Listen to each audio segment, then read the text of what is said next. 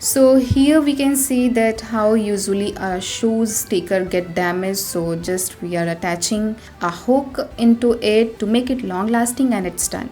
And the next here showing our creativity over the sleeve of the sweater, so just making a flower with the help of thread. In this way it's done.